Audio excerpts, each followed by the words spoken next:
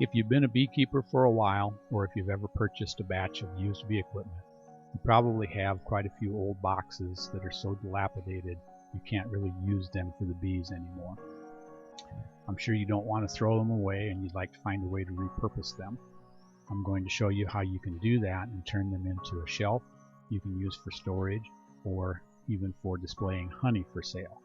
I built this to use at a local health food store that sells my honey.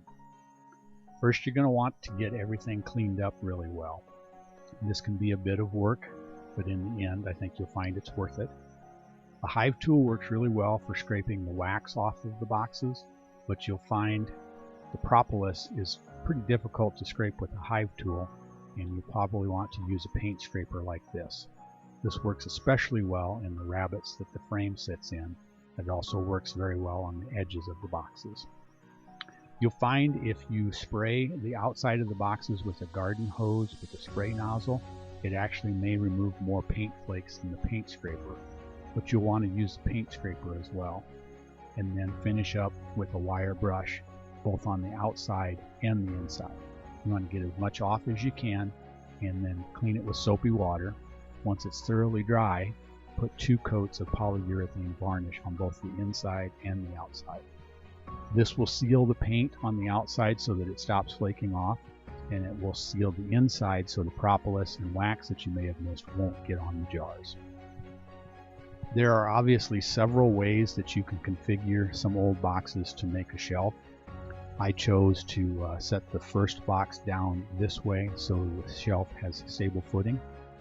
I put 2 2x2s in the bottom box so that I would have something to screw the top box to. The 2x2s are positioned so that I've got recessed screws going into the box, but the screws don't go all the way through to the outside. On the other side of the 2x2, I've also recessed screws that will go up into the box that sits on top of this one, and also go up into the shelf that sits in front of the box. And this will secure everything so that nothing will fall off.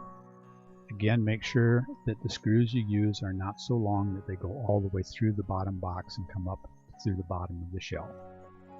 This is just an old piece of board that I put on that makes a nice shelf that's consistent from front to back. I've used a jig to drill these holes. There are several ways that you can attach the top box. You don't have to have a jig, but this is a nice way to hide the screws. It also works well for the shelf that I put in the middle of the box so that you can't see the screws from the top of the shelf or from the outside of the box.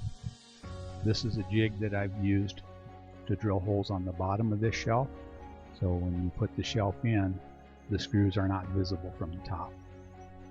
You'll want to take into consideration the height of the jars that you're going to be storing. This is an 8-frame medium, and if I split the middle, I can't get the 1-pound jars in and out, so I actually put this shelf in a little bit higher. You may have a different size box, or you may not be storing honey jars on yours, so you can vary the shelf height as you need. The last thing I added was a piece of plywood for a back of the shelf. This will prevent things from falling off of the back.